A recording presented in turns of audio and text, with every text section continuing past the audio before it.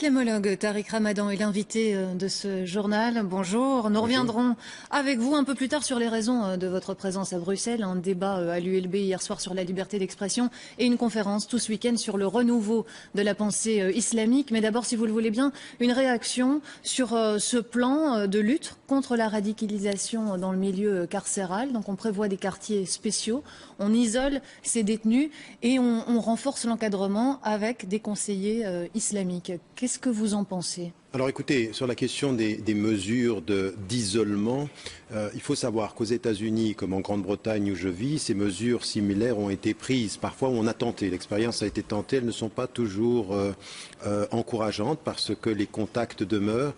Donc je pense que l'isolement peut être une démarche si et seulement si elle est aussi accompagnée de l'encadrement. Alors je ne sais pas si l'encadrement dont on parle, il est uniquement pour ceux qui ne le sont pas ou qui ne seraient pas radicalisés.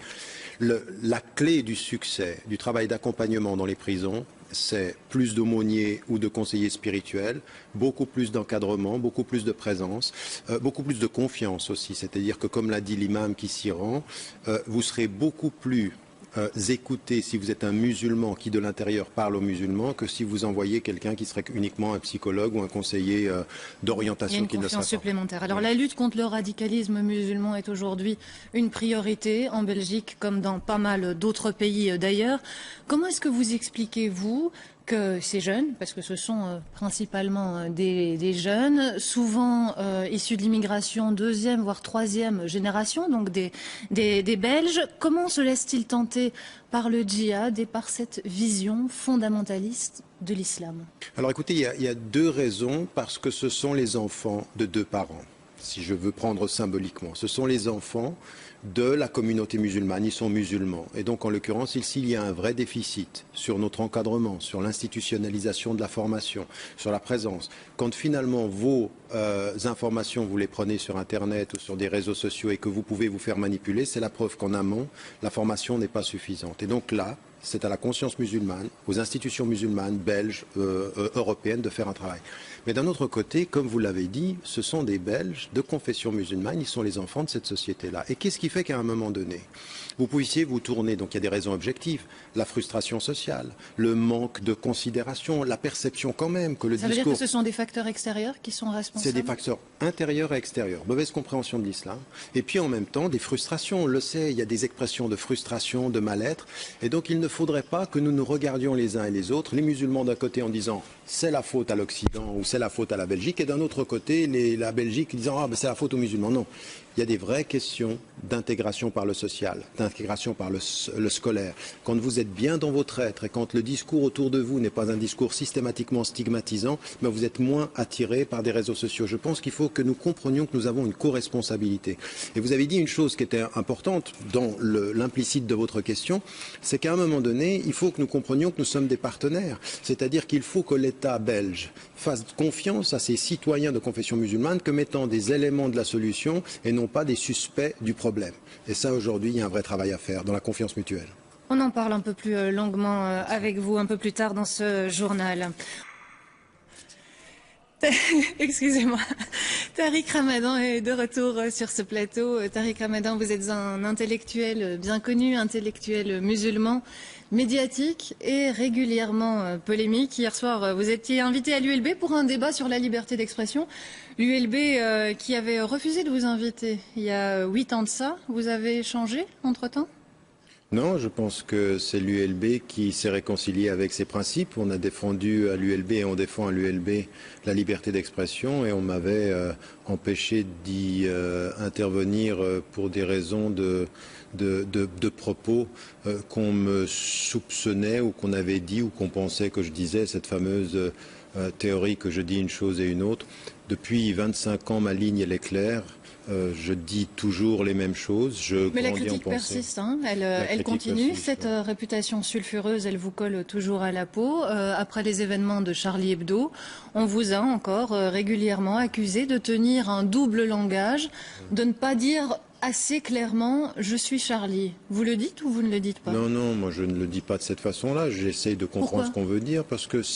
ce que j'ai toujours répété en France. Dire je suis Charlie, c'est dire je défends la liberté d'expression et je condamne le crime et le meurtre, ben oui. Mais si dire je suis Charlie, ça veut dire soutenir l'humour de Charlie Hebdo, non.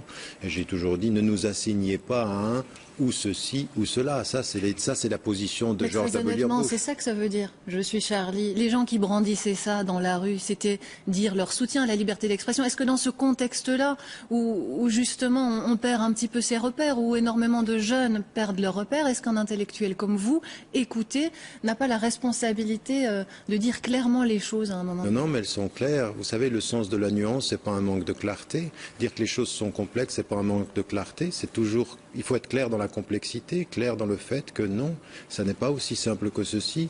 C'est-à-dire que pour beaucoup, il fallait non seulement dire je suis Charlie, mais soutenir l'humour de Charlie. Non, je pense qu'on ne doit assigner personne à ce genre de raisonnement. Et c'est pour ça que ma position, vous savez, dans le fait d'être controversé, j'ai souvent dit d'ailleurs en Belgique, s'il vous plaît, libérez-vous du colonialisme intellectuel français. Il faudrait qu'on cesse de répéter ce que disent les Français, parce que cette réalité, ce que vous me dites là maintenant, je ne l'entends pas dans le monde ailleurs, je l'entends spécifiquement en France. C'est un débat très parce que les Belges parlent moins fort peut-être. Mais vous estimez que les caricaturistes... Non, c'est que les Belges ont une autonomie intellectuelle qu'ils doivent revendiquer et ne pas laisser Paris penser à la place de Bruxelles. Ce qui vous dérange vraisemblablement avec Charlie Hebdo, vous l'avez dit dans une interview, c'est qu'ils ont prêté leur concours à la normalisation du discours islamophobe.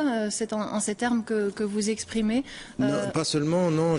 Encore une fois, j'ai toujours défendu, et là il faut qu'on soit très très ferme, le droit à leur liberté d'expression doit être défendu. Je suis contre tout ajout de loi qui irait dans le sens de la censure.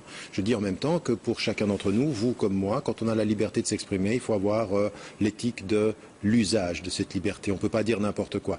Mais je leur reprochais surtout une chose, c'est qu'ils étaient libres à géométrie variable. C'est quand même ce journal dont nous parlons, qui quand Ciné est à l'intérieur du journal et qu'il rapporte une citation où il fait référence au fait que le fils de Sarkozy est juif et qu'il ira loin, eh bien on le renvoie. Donc attendez, les mêmes intellectuels français qui défendent la liberté d'expression, parfois vous disent on ne peut pas tout dire. Il faudrait savoir où on dit tout pour tout le monde la même chose.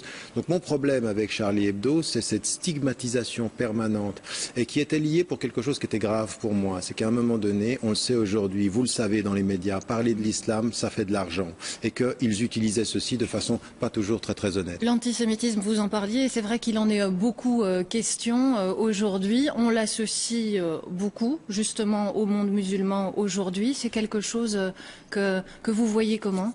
Je vois comme, d'abord, ce n'est pas une question spécifiquement musulmane. L'Europe a une conscience blessée de ce point de vue-là. Je crois qu'il faut qu'on soit clair. L'antisémitisme d'un point de vue musulman est anti-islamique, je l'ai dit et répété. J'avais fait une tribune dans Le Monde en 2001, donc ça ne date pas de maintenant, où j'avais pris des positions. Je disais aussi que la critique d'un État, comme l'État d'Israël, ou que l'Arabie saoudite ne fait pas de moi un islamophobe ou un antisémite quand je les critique, il faut qu'on fasse la distinction. Vous voyez, là encore, nous sommes dans la complexité des positionnements, mais il faut de la clarté. C'est-à-dire, critiquer un État, on a le droit de le faire, être un raciste, être un antisémite, être un islamophobe, être contre les Noirs, être contre les Arabes ou contre les Roms, ça ne peut pas et ça ne doit jamais être accepté. Et ceci, c'est un combat que l'on doit mener en commun. Il ne faut pas qu'en Belgique, comme dans les autres sociétés occidentales, on se renvoie la balle et qu'on fasse des hiérarchies dans le racisme. Pas de sélection dans la condamnation et pas de sélection dans les prises de position. Je vous remercie d'être venu sur ce plateau.